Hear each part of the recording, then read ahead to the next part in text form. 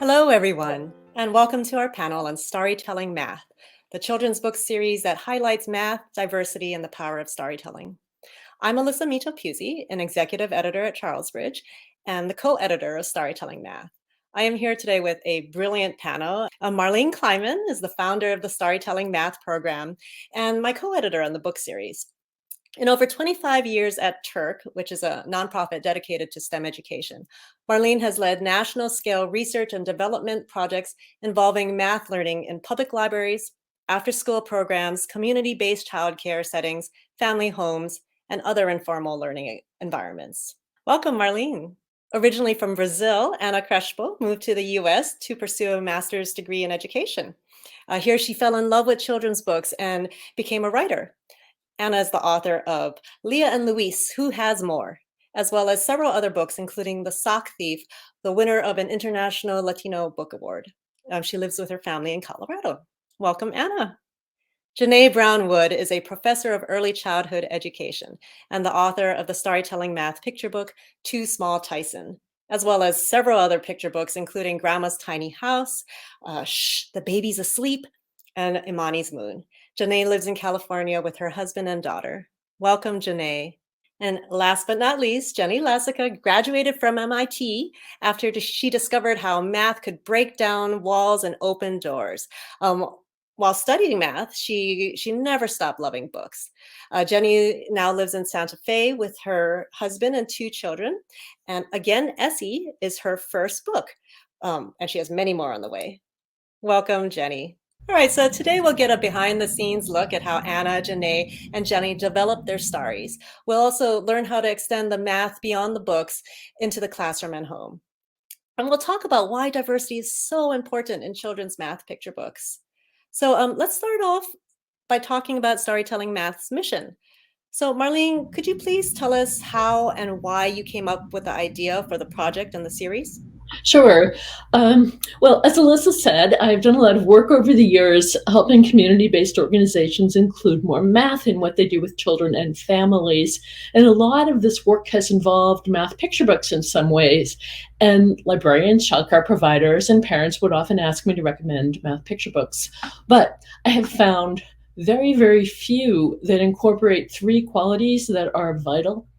One is racial diversity. A lot of the math picture books in print have animal and white main characters, but few have main characters of color, and even fewer are written by authors of color.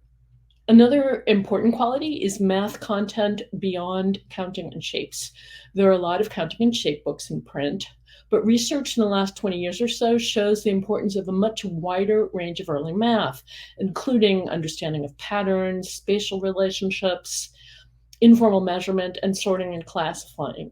Research shows that children who start school with strong math skills in some of these areas are more likely to succeed throughout the grades in all school subjects, including in reading. And finally, few math picture books in print today offer the qualities that we tend to seek in great children's literature. We see a lot of concept books or books that are more about math and about great stories, character development, compelling narrative, and the social and emotional themes that resonate with the lives of young children. So it seemed time to spark some change. With some support from the Heising Simons Foundation, I started working with Charlesbridge to develop storytelling math. We loved Marlene's idea for this series of books, and we put out a call for authors, and we got some great submissions, more than 500 of them. And now we have 4 board books and 8 picture books and more coming. And we feel that these picture books can change the landscape of children's math literature. Like Marlene said, storytelling math books offer a different vision of what math is and who is a mathematical thinker. You know, in a great picture book, we connect with the characters and we root for them, we care for them. We're eager to find out what happens next. And the story sticks with us because it has heart. So why not expect the same of math picture books? Marlene and I were so impressed with how JaNay, Jenny, and Ana brought all 3 of these aspects together in their books. The diversity, math, and story are all equally strong, and they add up to a whole that's even greater than its parts. So without further ado, let's talk about the books.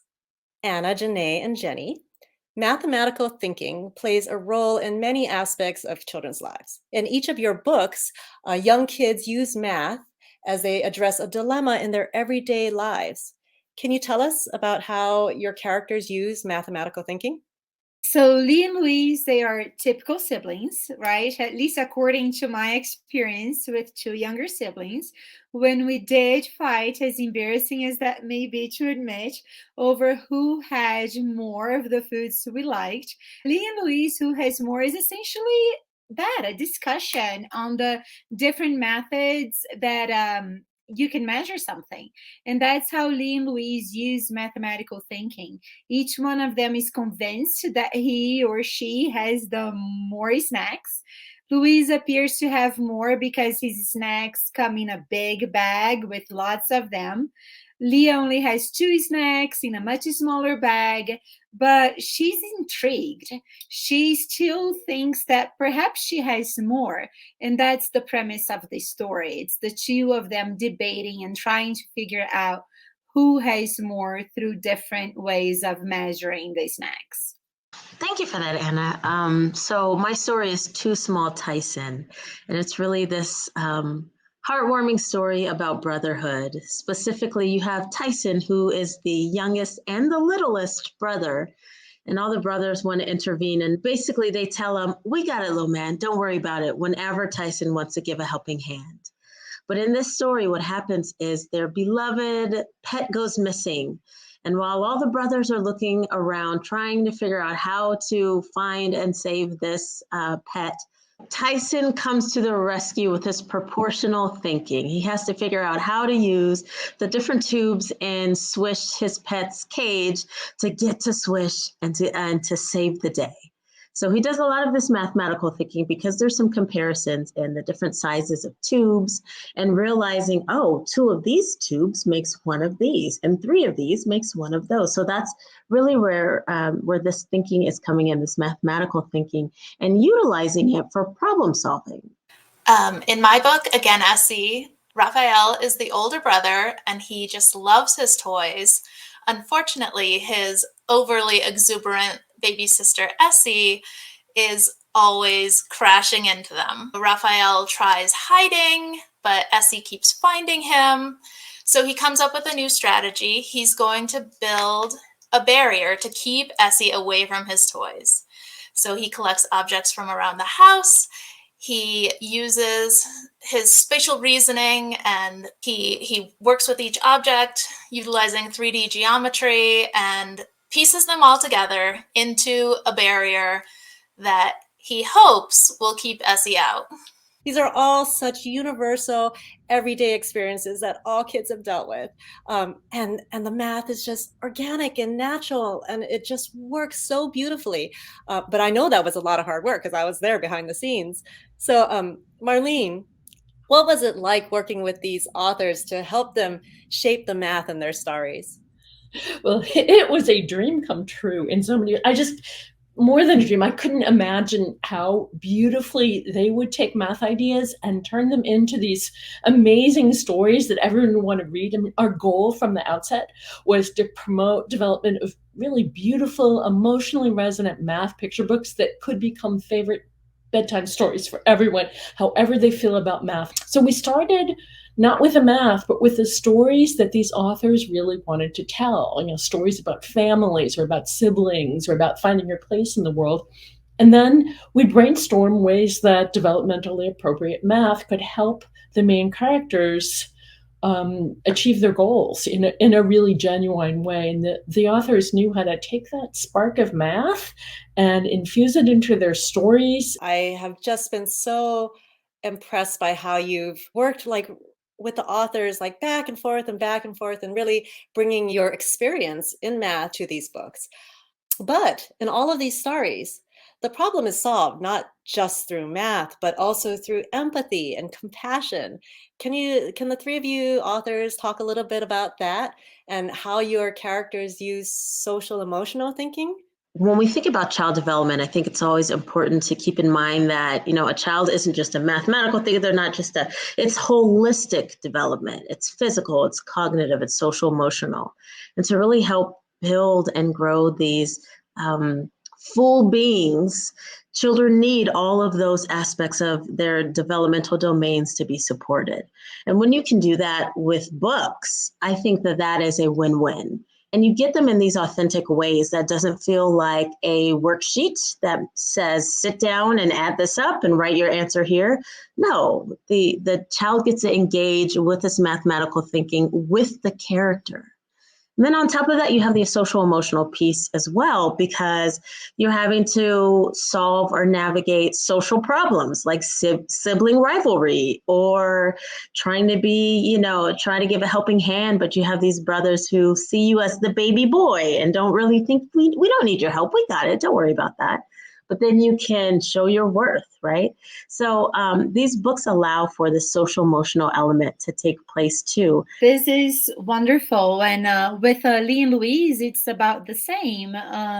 They, of course, love each other, right? At least with me, I don't know who has siblings there, but I always had a bit of when we were growing up, not anymore, a bit of a hate-love relationship with my brothers, who are just 1.5.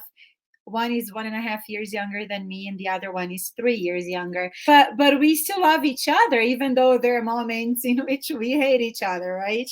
And so Leah is very competitive, and she wants to win, but she still loves Louise, right? Very much. Basically, what happens is that Leah is right. It turns out that she does have more, and Louise is sad. So she shows compassion and decides to share part of her snack with Louise. And what I really like about it, yes, is that the solution, she is using social emotional skills to sort of end the story in a way that everybody is happy about it.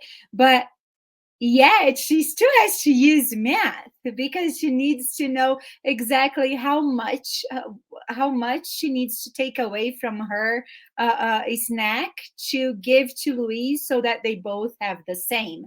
So even then, she's using mathematical thinking. Yeah, so in Again, Essie, Raphael's constructed his wall. He's ready for Essie. She wakes up from her nap, toddles over, and crash, it happens again. She has burst through the wall, and she picks up an object, places it on another, and says, again, and knocks it down. And at that point, Raphael has kind of changed, his whole worldview has changed. Essie has no malintentions.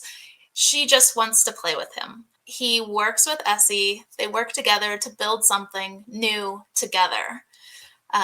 And just like Anna, using that mathematical thinking, he's including her in his play. I would love to also add something I feel that resonates with me about these books, is the opportunities to extend the discussions that are being had related to these books. And, each of them have some ideas of activities you can do in addition to, but there's the opportunities for conversations to talk about empathy, to talk about, well, how would you handle it if your little sister kept breaking down your things? What could you do? Or how would you handle it if you couldn't find your pet? And so this gives parents and educators and whomever is engaging with these children in these books, gives them some additional things to use to help extend the conversations in meaningful ways that then allow for the children, to internalize these ideas and then use them for their own social and emotional skills and their own strategies for socializing with others. Janae, I'm so glad you brought that up, because one of the beautiful things about each story is that there is no one right answer or solution. Like you said before, Janae, it's not a worksheet. It's not a workbook. The problem can't be solved with just math. It's a real problem, and real problems have many different possible solutions. And some of those solutions are going to involve social emotional intelligence. Marlene, it might be surprising to some people that the social emotional component was so important to you, because you're a math expert.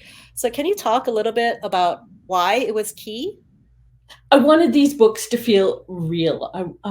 In a word problem, things often don't feel real, and kids know that. If they read a book and the situation, the scenario doesn't feel real, then they're not going to get excited about it. They're not going to feel like, oh, math is useful. They're going to feel like, oh, it's just this thing you do that has nothing to do with everyday life. And in real life, just like all of you said, math can be one factor that might influence how we resolve a dilemma or make a decision. We take into lots of other things into consideration, like emotions, relationships, and context. So, imagine two children want to share 6 cookies fairly. They do the math and they figure out that each person gets 3 and 3. So a word problem might end there. But in real life, rarely would it end there.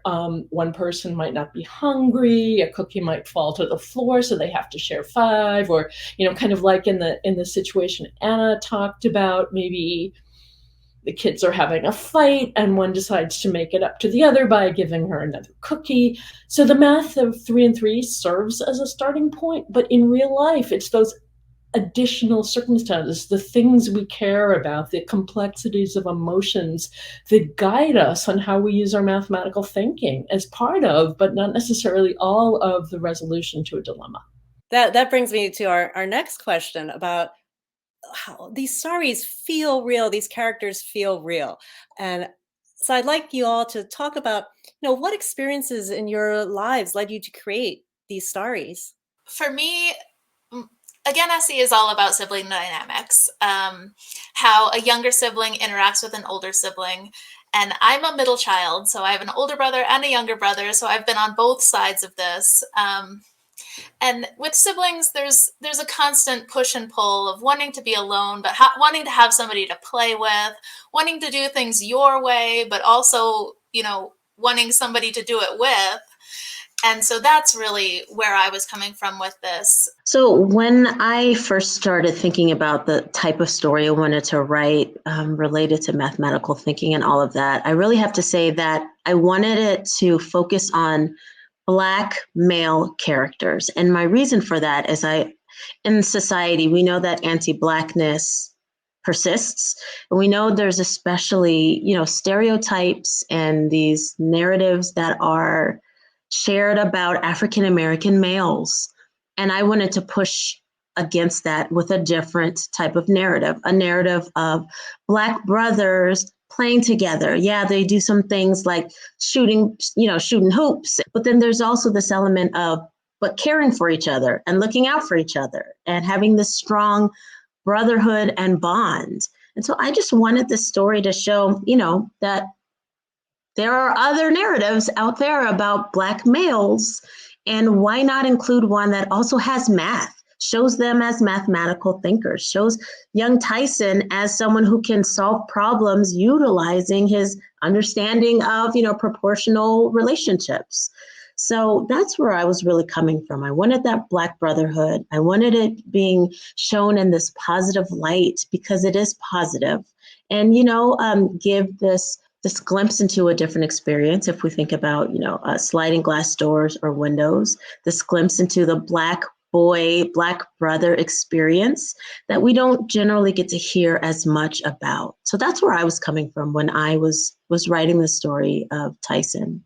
When I was writing Lee and Louise, there was a certain point in which something very similar to what Janae is talking about came to mind. And we actually discussed it, Alyssa and Marlene, you might remember, whether these kids would be Brazilian kids or if they would be Brazilian American kids, which there is a difference.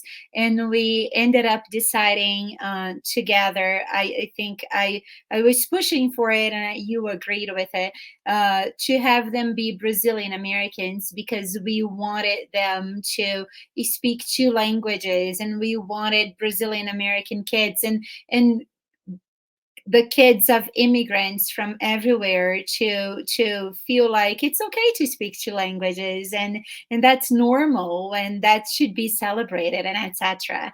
But that's not how the story originated. It's just that it sort of matched so well with what Janae was talking about that I thought I should mention. The inspiration for this story was a little bit different. I had never written a story based on a prompt before, and I was really, really afraid that I was going to disappoint. When Alyssa shared with me some of the points for the stories, I started thinking about math, and it really wasn't working. So eventually I sort of started to try to remember things from my childhood in Brazil. It came really from something that I used to hear from my parents. They used to ask me, what weighs more, a kilo of cotton or a kilo of lead? Right. And of course, they both weigh the same. They both weigh a kilo, but a kilo of cotton takes a lot more space than a kilo of lead. So it makes sense that perhaps the child would look at a kilo of cotton and think that there is more than a kilo of lead because it's so small. Right. And that's how the idea for this story came about. I would love to add something based on Anna and Jenny's comments, and also thinking about what Marlene was saying. A big goal of this is to sort of showcase how mathematical thinking is flexible thinking, right? It's flexibility, understanding that there are different routes to a solution. And I don't know if Anna and Jenny, if you feel the same way, but I think a lot of that also went into the writing process for books like this. We had these ideas, and then the beautiful collaborations we got to do with Marlene and Alyssa as we were moving back and forth. Now, what about this? It required us to also be flexible in our own thinking, and to know we know ultimately where we're trying to get to, but that there's this flexibility as well. And I just bring that up to say we're kind of, practicing what we preach. While we're saying we want children to have flexible thinking and mathematical thinking, we also use that as authors as we're incorporating those elements into our works and into our books. And then just going back to the importance of that collaboration and talking it out and finding ways to really implement that into our books and into our stories. It's a skill that we're instilling in children, but it's also one that we ourselves use across the work that we do. So I just wanted to hit on that. I love the way you explain that, Janae. That's beautiful. I mean, I think one of the things I thought of while you were speaking was, we want to normalize mathematical thinking. It doesn't belong off in a math classroom or in a worksheet, as you say, and it's not just about what's 1 + 3. We're normalizing it as part of our everyday experience, which is a very rich, emotional, culture-bound experience by necessity. And, we go around in the math ed community saying, oh, math is everywhere. Well, that may be true, but a lot of people don't see it. Or they think math is everywhere. That means I need to count things. I need to look for a perfect triangle somewhere. Well, I think to us, in all the storytelling math community of authors and editors, math is everywhere means that it's part of children's thinking. It's part of how they resolve their ideas. It's a flexible and very rich understanding of what math is. It's not, Jenny's story involves geometry. It's not looking at canonical perfect, spheres and rectangular solids and prisms. It's the geometry of everyday shapes and how they fit together. That's how math is everywhere, and how our mathematical thinking is everywhere. Not that we have to impose math on it, but we have to look for where it really is. And the books get it out there on the page in the sense of, children talk about it as part of the way they go about their day. And, with every page turn, with every what happens next, there's going to be room for discussion of how do you feel, and room for discussion of, what kind of thinking is the main character doing. I think, Marlene, every time you talk about it, I remember that example that I shared with you, and that you always ask me to repeat. So I thought I'd repeat it now. I was at a school visit, and I had just read Lee and Louise, and I finished the book, and this little boy comes up and say, "But why didn't he give 50 biscuits to one and 50 biscuits to another? One coxinha to one and one coxinha to another?"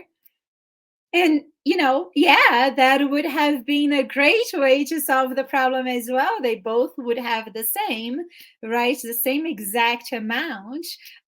So he was inspired by the story to come up with a different solution, and he did.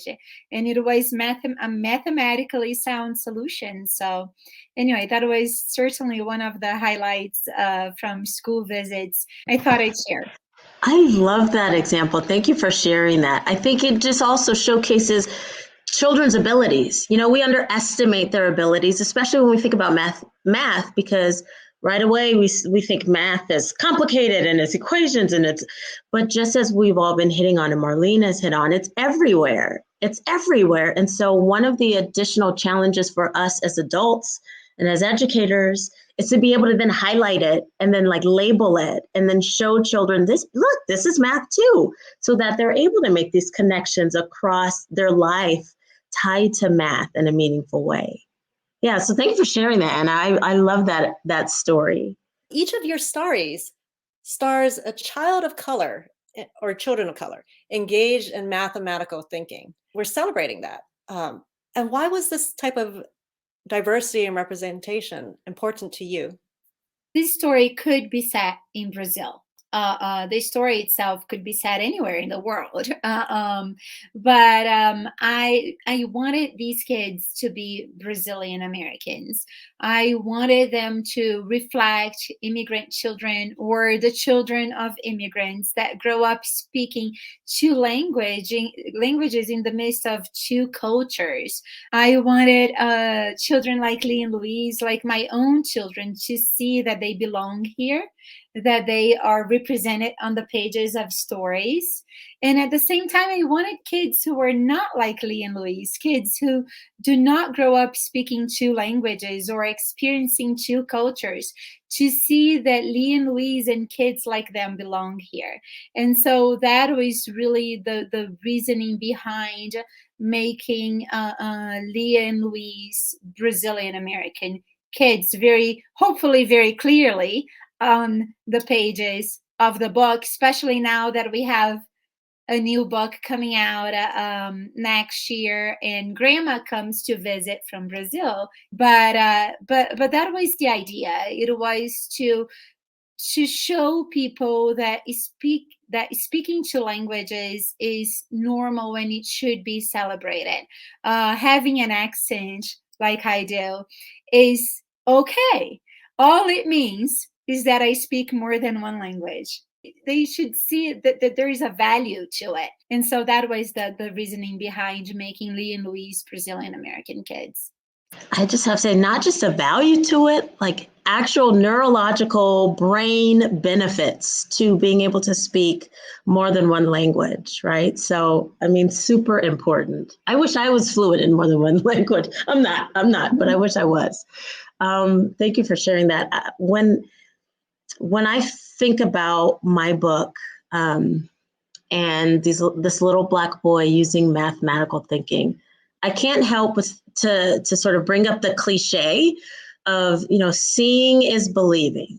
Seeing is believing. And what I mean by that is, if a young Black reader can sit and see this young Black boy using math to solve problems, especially, everyday problems, then why can't that reader do it too, right?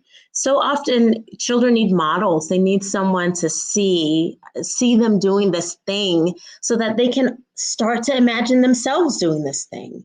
I experience that often as an author of color when I go and I read my books to young children, especially children that look like me. They sort of look up at me like, oh, but you look like me. And I say, yeah, you could be an author too. You can write your own stories. So that is what I think about for Tyson and his mathematical thinking, for all the little Black and brown children who can sit back and watch him problem solve. They can then internalize that and realize, hey, I can do it too. And who knows, you can then be setting up these children for these careers and life experiences tied to math because they started to build positive associations with math early on that then can cement an interest in math, a love in math, motivation to do math. And boy, wouldn't you say we need more mathematicians of color and from diverse backgrounds to enter the field and do important mathematical work?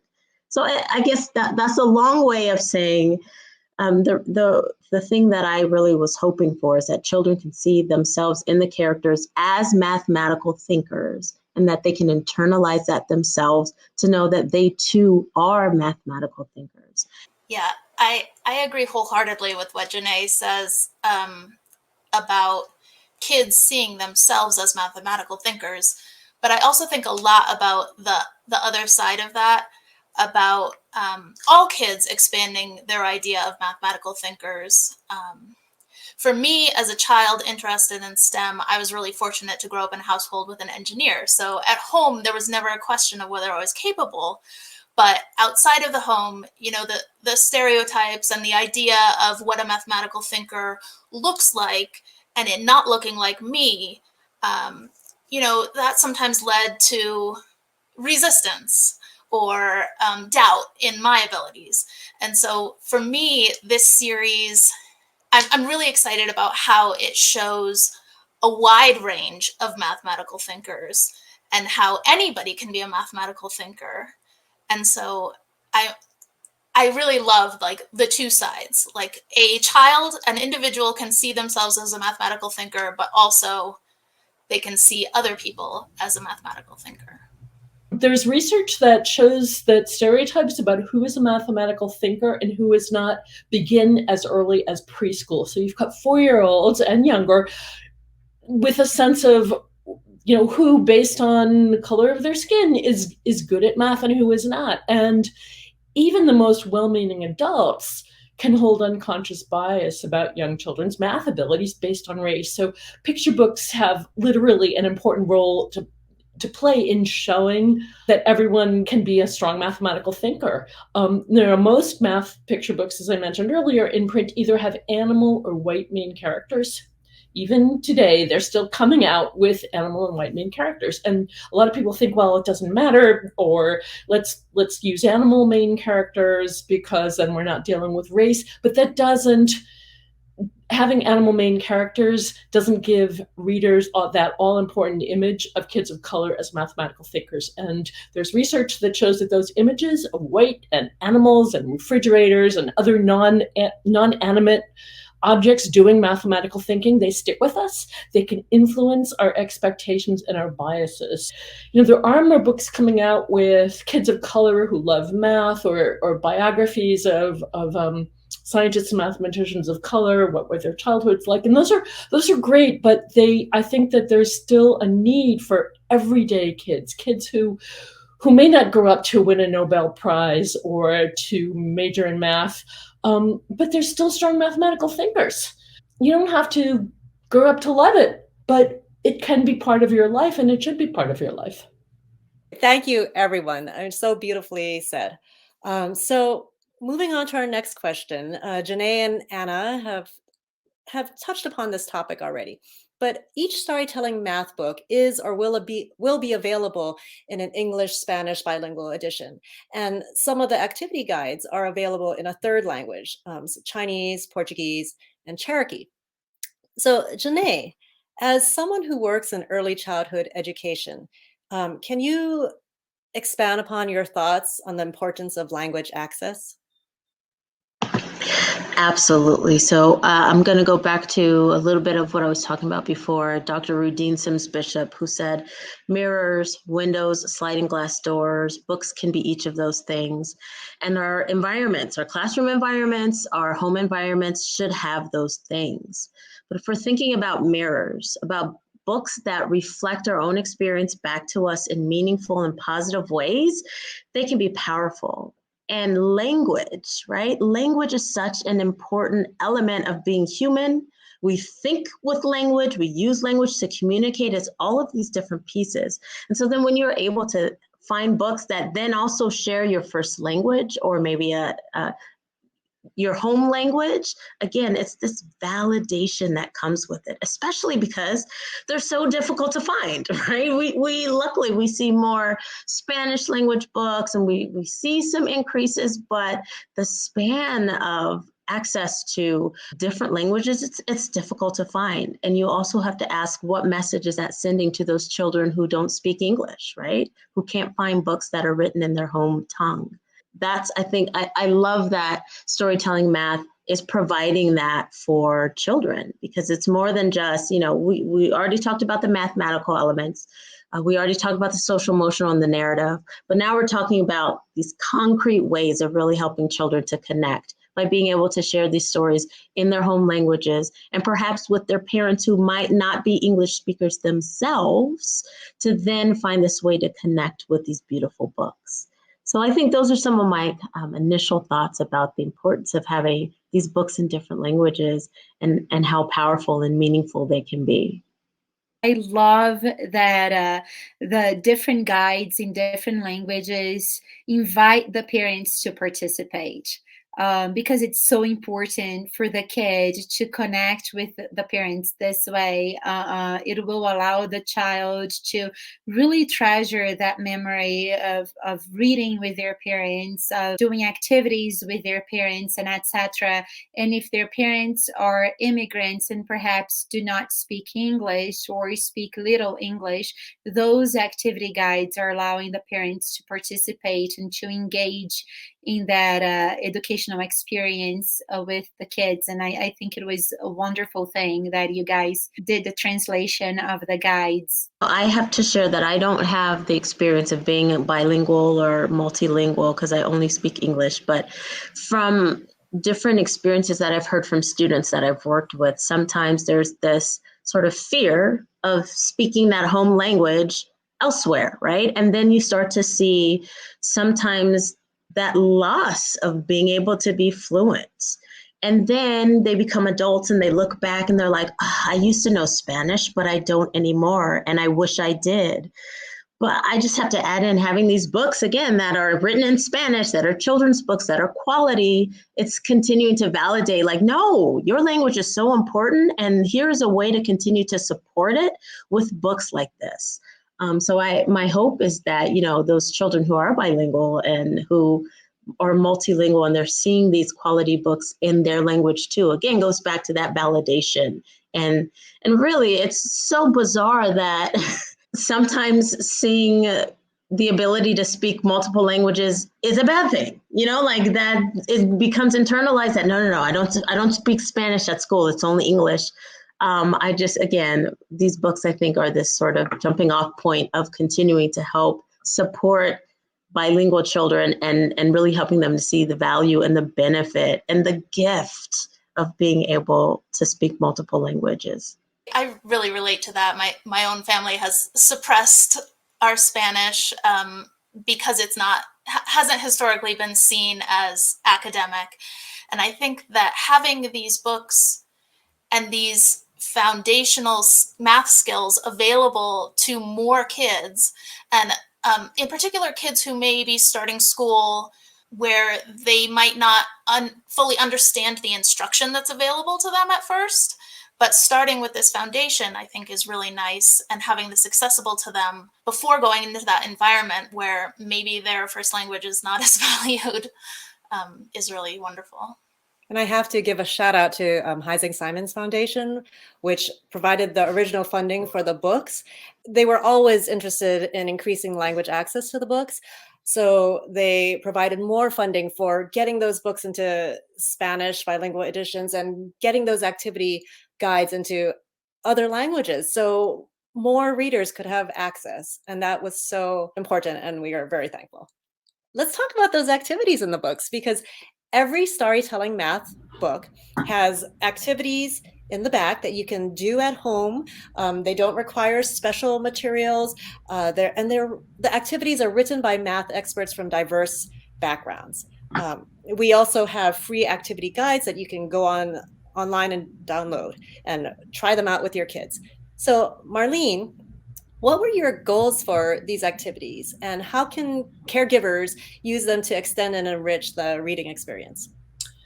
Well, we wanted to kind of carry the same spirit in the books into the activities. So just as the books show math in the everyday lives of children, we wanted activities that would help adults include math in the things they do every day with kids, whether it's, cleaning up or imaginative play or crafts or conversations or buying groceries, extending the math content and the spirit of the books.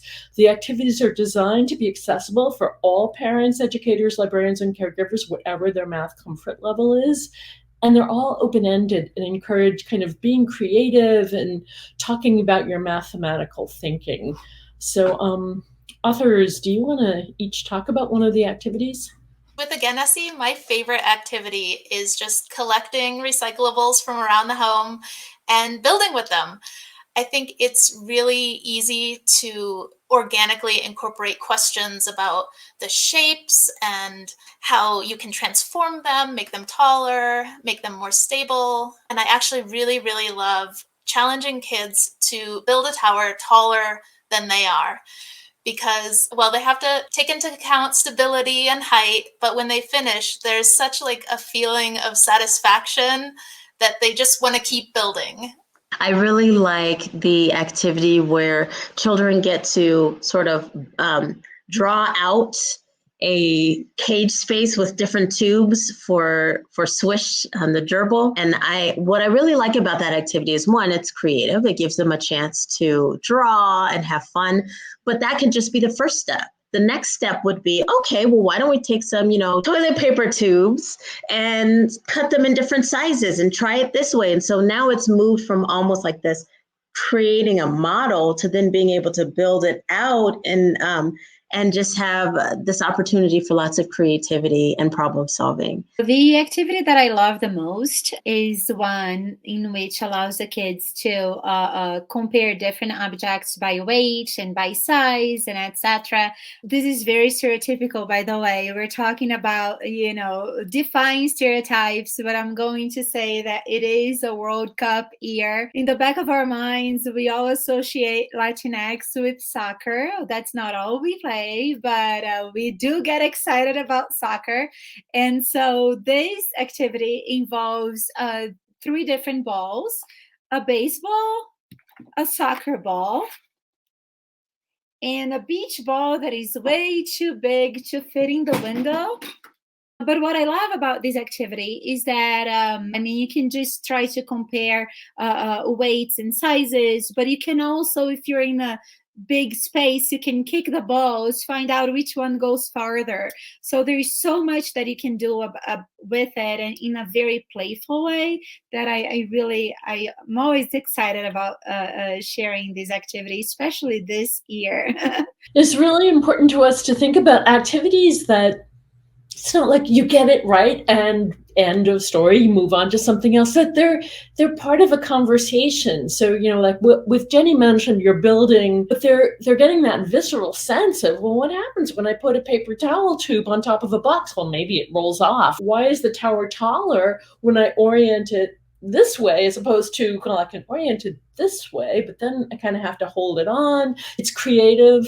It involves conversation. It can involve emotions about, oh, darn, this just toppled over. It's not a worksheet with one answer. And that's the kind of thing that we need to see kids continuing to do more and more. You can also do those activities in any language you want because you're building and playing. And they can be jumping off points for children's interests too. And I think that's also what I really enjoy about these activities. They're starting points, but they're not end points. They're just the beginning. And that also allows for within your home, you might take it a completely different way than another home, or within one classroom might take it a different way. And so that just really allows for, so much fun to unfold for children. What's so striking is that people tend not to do this with math. With science, it's about playing with stuff. With literacy, it can be about telling stories. But math, people think about it as you're doing a worksheet, you're memorizing something.